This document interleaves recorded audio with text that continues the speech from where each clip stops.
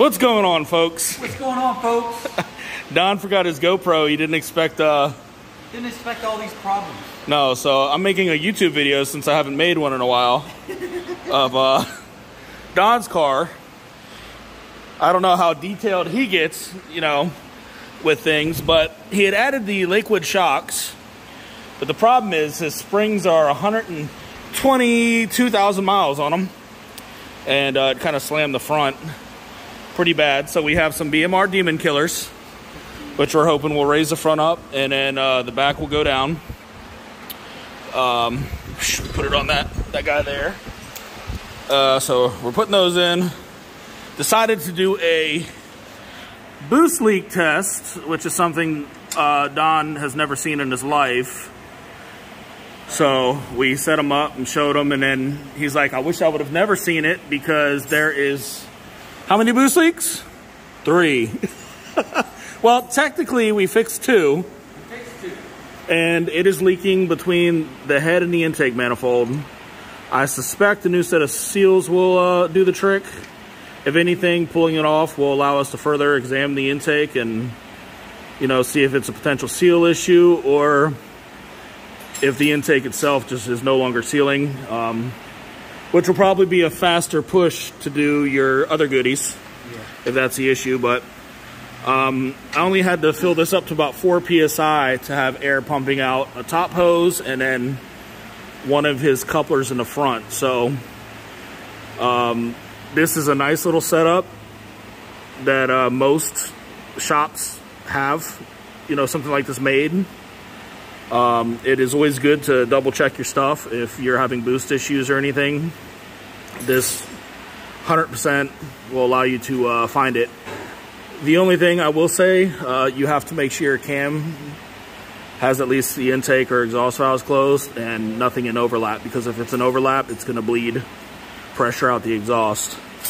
If you need to know what overlap is, it is the time where the intake and valve, or I'm sorry, the intake and exhaust valves are open at the same time. It's called overlap.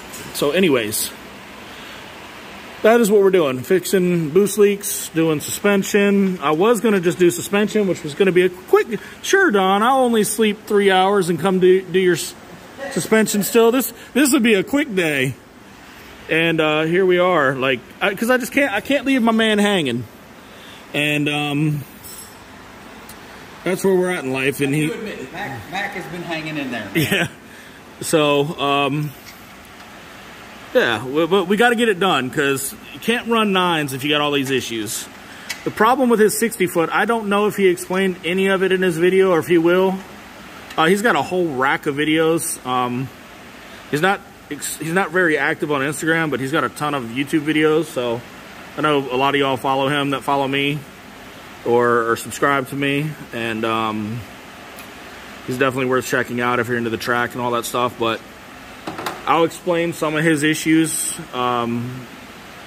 with the suspension when we get to the suspension side. What's 13, that? 13s? Correct. And yeah, but I'll show them installed and what we're doing, and when we get to that. So baby steps, but we gotta get this intake off, and I'm working on pulling the front suspension real quick so we can get this done. He's also got some you got the arms to finish the AED install for the rear stuff, correct? I do. Is it just the one trailing arm, or do you have... It's just the one trailing arm, right? It's the one trailing. Okay, cool. Yeah, the AED makes some really nice stuff. So, anyway, oh, but I will say, if y'all watch his videos, you'll remember I made a Gorilla Tape. It was Gorilla Tape, duct tape gasket. 2 years ago. 2 years ago. And that is not leaking. That is still sealed up 100%. I did fill this up to about 10 pounds. And that is not leaking. That has never been an issue. So, if you need to make a gasket out of Gorilla Tape between 2 pieces of metal, it'll work. That will work. I'm getting a phone call, so let me take that. So you're saying these are all right, stiffer. folks. Don's, all right, folks. we got about an extra coil on these, and I do believe they are stiffer. I have some nice spacers made that I might throw in with these. Because the problem with Don's car is, if you've watched, I don't know how many videos from outside he has. Not many. But the front was basically slammed and the back was up pretty high. He had these stock springs on here and then 1320 rears. And the rear was jacked up really high and the front was really low. So he wasn't getting the proper weight transfer. And most of our friends that know everything just kept telling you that it was tires, or you weren't hitting the gas hard enough. And I think one of them said that you needed to send them feet pics and that would help. But honestly, I think it's this, and we'll see. I don't know. We'll see. This is how we find out. We'll have to wait till the rock. Yes, May 11th. I don't know everything, but I can look at a car and tell when weight isn't transferring, and that's what I assume is happening here. So these should do the trick. And I have some cool spacers that one of my followers made just for struts like this. I may potentially throw in.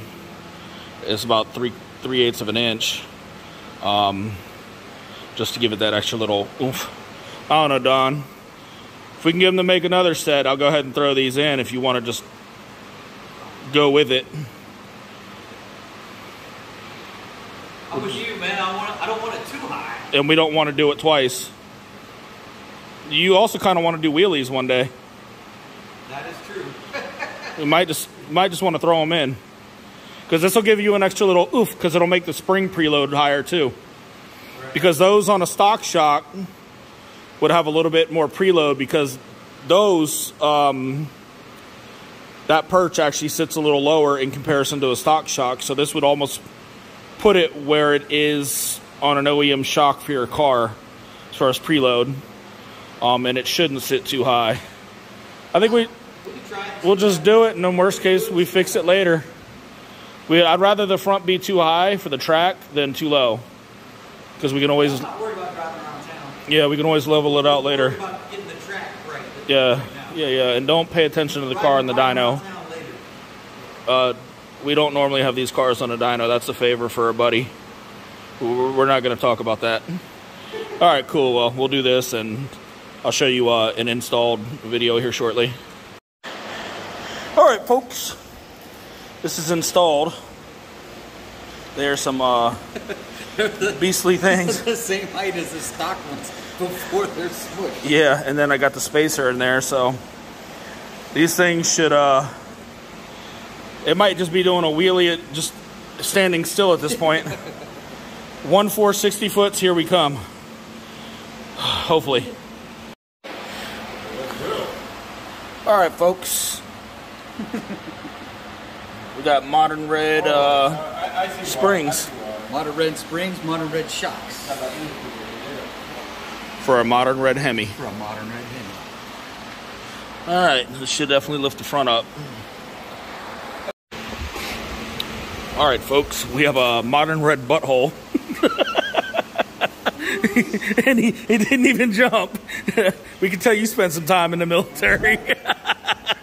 Hey, you gotta get what you can. All right, so we got the fronts installed now, and you see the difference there. These were tucking before, so still got to do the rears, but I wanted to move forward with this situation now that the front's down, so that we can see what's up with the intake, and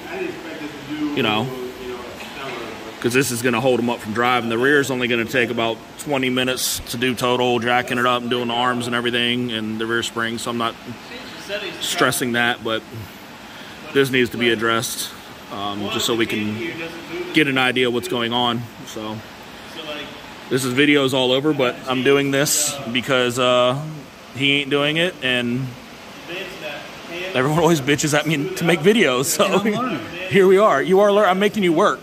You are making me work. Legitimately. I've done more work the last couple times I've been here than you have ever on it, huh? This is true. It's a good way to learn your car. This is going deeper than I have before. It's good, though. It's good for you. And then I was telling him, Mopar Mike, actually, tight ass Mopar Mike. I mean, wide body Mopar Mike. He's got a coupler like this with a velocity stack that meets up with the hood. And I was telling him we can use, this is a coupler off my 6.1 actually. I was telling him we should, you know, do the same thing. I had mentioned that before though to you, and you were like, and now now that I'm cutting up a hood. Yeah, I mean, you know, honestly, if this was twisted that way with a velocity stack on it, you know what I mean? It may come through the shaker. Well, yeah, well, even that with a velocity stack on it twisted, the nitrous solenoid would have to be moved a little bit, which I don't mind moving it if we're making more power, but if you got a velocity stack to fit this, and we could twist this over with that open, this would actually make more power. So we might need to order one before your next track day, and I might need to move the nitrous solenoid so that we can attempt that, because I like that idea now that I'm thinking about it. And we could also potentially try it on the dyno, because I think he has a velocity stack that'll fit that. So yeah, we might try that tonight if it goes on, just for the hell of it, because Don's wife already gave him a 1 a.m. curfew. She said 1. That means I'll be home by 4, honey. Yeah. We're actually making good progress though, and that's good. This isn't all for nothing. It's actually, I feel like the spirits are high because this has worked out. We're finding issues here. We've got 2 of them solved, and the rear's getting upgrades. I tightened it down. It stopped leaking with the test, at least. We'll see how so, yeah, I mean, so potentially we could pick up a few more pounds of boost, which seem to have been missing, which might have accounted for some of the rich conditions you had been seeing. Yeah. Plus, a leak like that. 30, 40, at least 40 more horsepower a pound. Yeah. Plus, a leak like that, if it was potentially a vacuum leak at any point, that could make the car run a little goofy too. It was definitely running a little goofy. Because that'll make it, that would theoretically make it think it's leaner, I believe. I don't remember. Hey, Dave, you always do the, if the intake had a leak at the runner, would that make the car think it's leaner or richer if at idle? I wonder if that could account for some of his... Leaner, right? Yeah. So then it's dumping more fuel. Vacuum and richer under boost. Yeah, so that would account for some of his idle issues, maybe, because it goes rich. Because the car's trying to add more fuel and it's already... That's what it does. It goes rich and then shuts off. Right. That might be the problem. See, we're finding out. We're solving everything right And you notice, because I'm so focused on this, I can't think, and I asked somebody versus saying the wrong info in the video, even though I'm smart enough to know that. Yep. But... You put this back on there and we'll pull the engine. Yeah, hell yeah, man. All right, folks. Here's the problem. What we got here is a boost leak, boost leak, boost leak. Oh, man. You got about 5 out of 8 like that. And if he ever has throttle body issues, it might be that. So, yeah. We're finding issues with modern red headache. Now to fix that and put it back on.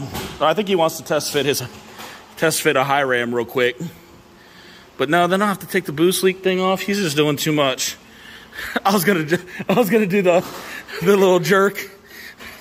Yeah, we're not that gay in here. Wait, I can't say gay because someone will be offended. So we are that gay. We love gays. We suck all the. Never mind. What's up? These are the finest, the great value you had to offer. 96 cents. These aren't going to work, man. Why? Because they're blue? They're blue. They're not red. You want to show the folks what some of those look like out? Well, we got the one, which is in 2 pieces. Kind of like this one? Yeah, that's... Looks like some... Not supposed to be that way. Some noodles. And these, there were some... They were ripped about, I would say, 80%. Yeah. So, that one's about 50% or so. But that's still enough. That's still enough to leak through that gap. That one's about half. Yeah, so... Well, you know what? It's broken. Yeah. And even the all motor cars, when I've taken them apart to do ported intakes or do the cams and stuff, a lot of them have the intake intake gaskets pushing out there. That's kind of a cheap thing to keep up on people. Just saying. Especially if you're gonna go fucking racing. Yeah. I don't know why my car's running so bad. Like my car's running terrible, Mac. You gotta have Dave fix the tune, because the tune might be changing. Since you touched it, Mac, my car been running bad. All I keep doing is fixing things at this point. Like, he ain't had a gosh dang, he has the overflow just squirting out normally, so he put a bung there with the barb on it that he's gonna run to a can of some sort. But we're about to clean off the head surfaces, drop the intake back on, and get this raggedy bitch back together. And then once we can confirm that there's no more boost leak, we move on to the rear springs and the last part of the AED arms, and he's good to go. Then we may or may not throw it on the dyno for a test. I'm not 100% sure yet. But if we do, I'll take a video. You'll know it. Do the boost test in real time. Here, you hold this. It didn't pop off last time. It was just... You jumpy ever since that thing. Yeah.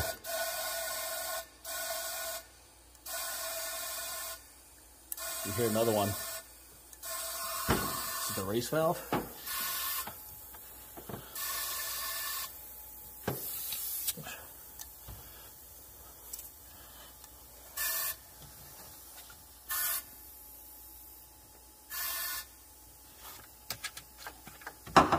Sounds like over there.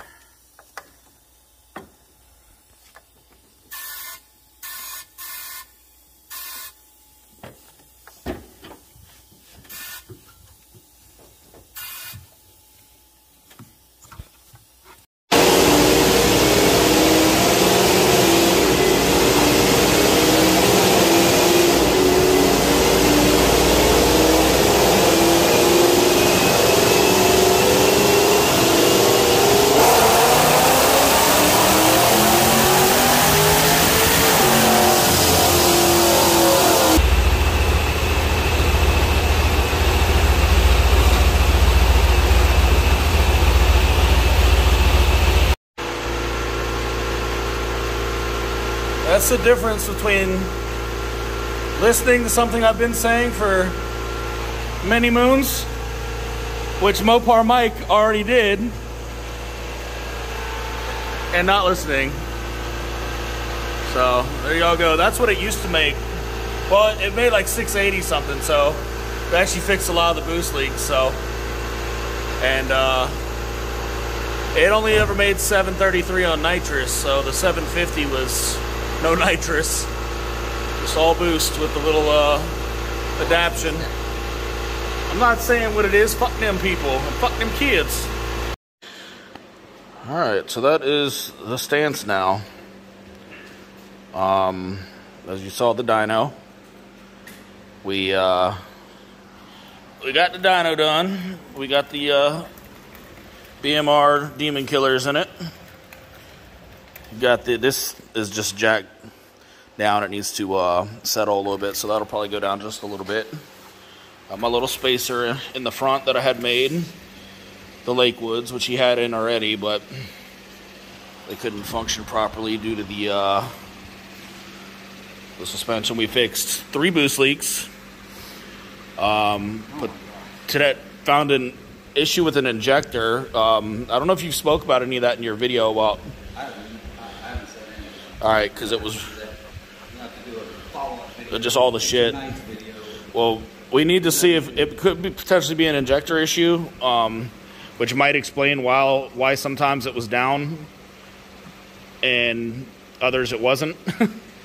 But I replaced the injector plug and wires, because on the dyno it was clean and then it started running rough, which he had told me about, and I've experienced twice now, and then it will clear up. And so we just did the plug in the wires in hopes that that's what it is. If anything, I told him to send the injectors to ID and have a once over done on their electronics and stuff, because the injector itself functions properly as far as spray pattern and stuff, I do believe, because it's making the power. It's doing great.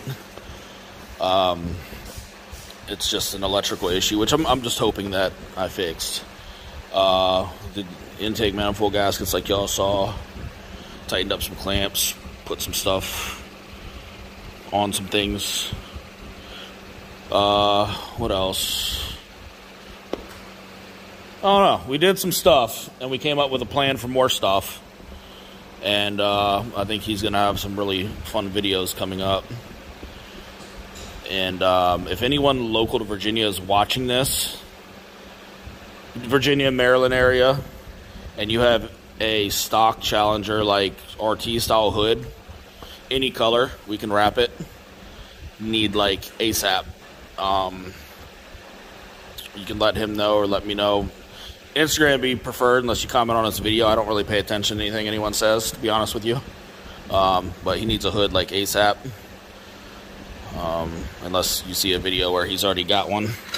But yeah, so Yeah, I got a lead on a few. yeah, but it's always good to have a backup. All right. We did find the blower leaks out of here. Yeah, it's not horrible, but it shouldn't be leaking.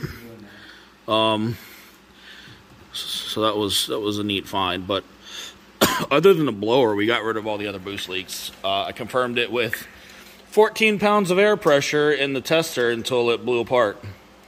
That was pretty cool. I don't know. Oh, we put the nipple in the overflow. We did do that. I tapped it and put a nipple in it for him so that he can do the overflow can and be safe. Yeah, let me see it. And yeah, I think that's it. I think that about wraps us up. So I don't know when I'll post another video again. Maybe if this thing goes 9 stock block like we're planning, that'll be cool. Oh, I guess I could maybe follow up the 2-step stuff when we wire the nitrous in when that happens. That'll be the last thing to do. So I'm not shooting nitrous while I'm on the 2-step. Yeah. That would be bad. Because right now he's tried the 2-step, but the car hadn't run on the nitrous. And you know what? I'm going to touch on this. This is actually going to be a longer video. So he had used the 2-step before, and a couple times it had ran kind of shitty afterwards. And we were trying to figure out what the fuck was going on. And I thought maybe the cooler air, E85, maybe it was puddling. But when we were on the dyno messing with that injector, you could like just barely move it or touch it or whatever, and it would make the car have a misfire. So, and it would run as fucked up as it did after the 2-step, and after you know, after he'd start it sometimes and have the issue. So I'm wondering if it wasn't dropping out, and if during the 2-step it wasn't having an issue and then picking up, because I'm really curious. So anyways, that's where we're at. Follow me on Instagram at MacBuilt. I definitely post more shit there. If you're easily offended, don't. Yeah, don't. You might not want to. Yeah. So, and I got more cool stuff coming for my cars, but they're not priority right now. We had to get Modern Red Headache figured out. Modern Red Headache. Yep, that's her new name now. So, all right, folks. I guess that's it. Waffle House time.